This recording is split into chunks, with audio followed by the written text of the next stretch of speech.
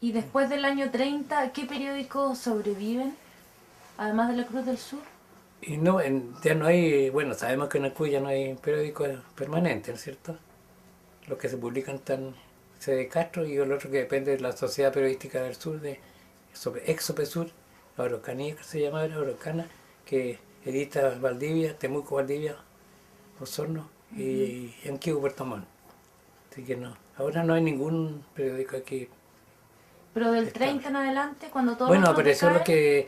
que un diario socialista que se llama La Herramienta, con tipo suelto todos estamos hablando, ¿no? Una dedicación pero extraordinaria de los operarios para elaborar esto letra por letra, ¿sí? Letras de plomo eran esas.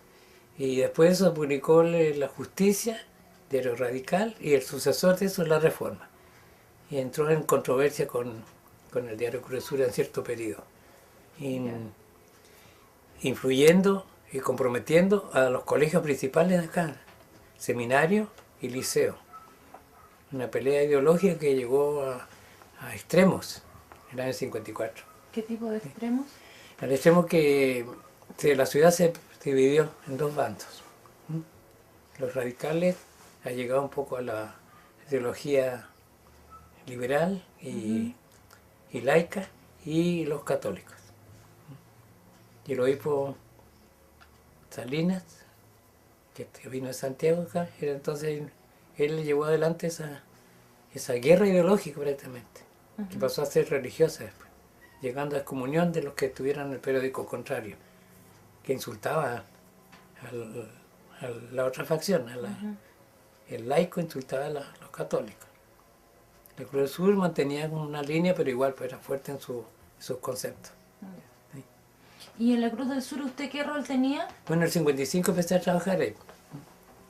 Y a correr en las calles porque no había medios de comunicación inalámbricos, y a correr a buscar noticias. Era reportero. Reportero, sí. Después ha salido una ley especial, uno se incorporó al colegio de periodistas. Una ley especial cuando recién las universidades tenían escuela de periodismo, la Chile y la Católica. Entonces la ley especial permitió que uno con ciertos antecedentes, ciertos requisitos, se incorporara uno al colegio de periodistas. Eso. Y de ahí en adelante ya se facilitó la cosa. El diario tuvo su época también de florecimiento, con ejemplares en toda la provincia, al facilitársele las comunicaciones. Entonces ya era fácil llegar en pocas horas o días a distintos lugares. Claro. Claro. ¿Cuántos años trabajó ahí en la Cruz del Estuve Sur? 15 años en eso, sí. ¿Y era muy complicado encontrar noticias? Sí, a pesar de que Ancud era capital provincial, eso facilitaba en parte pero era muy difícil porque estaba el hermetismo de los secretos judiciales, no como ahora que se puede conocer ciertas asambleas públicas, audiencias. Entonces no, pues era todo a puerta cerrada, entonces era muy difícil saber los casos policiales. Se habría que haberse dedicado a eso exclusivamente, ¿no? De vez en cuando los más notorios más se podían publicar, los otros no aparecían. Así que la base de la publicación eran educación, administración pública, deporte, lo principal. ¿Y cuándo comienza a decaer el tema de Ancud como centro cultural? Bueno, casi diríamos después del sismo, porque eso marcó aquí la zona sur, el sismo de mayo del año 60. Los intereses empiezan a irse en otras vías, como ser la vivienda, esta ampliación de actividades extractivas, y eso alejó a la gente de la cultura que nosotros ya podríamos llamar humanística, ¿no? Y lo llevó al mundo del trabajo. Claro. Y se produjeron un mini auge con eso del llamado Puerto Libre, la ley 11.008, después la extracción de las ostras, que se mantuvo también hasta el 60, porque ahí el maremoto barrió con la producción de acá. Y ahí vino la ampliación de la pesca en todo Chile, por supuesto. Y acá, precisamente en Ancud, lo que se llamó la Guerra del Loco. Exageración en extraer el producto. Pero eso ya en los Y 80. las algas también, sí, por eso más reciente. Eso, le digo yo que eso hizo que los intereses de los habitantes Vayan variaran. cambiando. Sí, claro. Incluso llega a extremo de que un alumno de una escuela periférica de Ancud decía que el profesor no era su vocación, no era su interés, porque su padre como pescador ganaba más que el profesor. A ese extremo llegó entonces la valorización de la actividad material ante la probablemente cultural. Y así Ancud entonces fue perdiendo, porque aquí ha habido del 50 hacia fines del siglo pasado un grupo de teatro, ¿cierto? Centros culturales, los alumnos tenían su centro de literatura o de poesía, y eso casi prácticamente ahora no existe. Enrique, ¿podría contarnos algunas cosas de estos periódicos antiguos? Tal vez ir mostrando y ir diciendo algo importante. Sería esa gran, lo que dio motivo a... Bueno, la Cruz del Sur destacaba todos los grandes acontecimientos, las visitas como por ejemplo, de Ibáñez cuando se preocupa un poco de Chiloé, ya el año 30, y uno fundó la escuela normal. En su primer periodo. Sí. Después de eso quedó una preocupación, y él, siendo presidente, en 52 asumió, él se preocupó de Chiloé.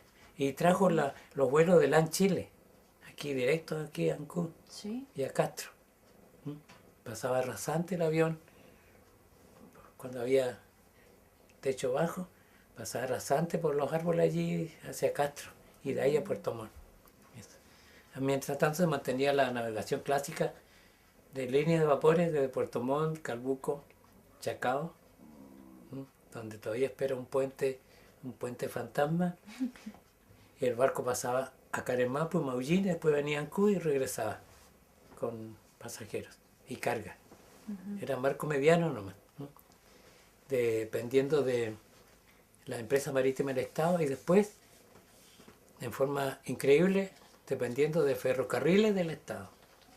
Dependía de eso, una navegación marítima. La continuación del... Sí, pero era la empresa marítima, es decir, los vapores, el movimiento marítimo, dependiendo de ferrocarriles. Una incongruencia que hasta el día de hoy no se entiende. Y en esta oportunidad, perdón, ¿por qué vino el presidente?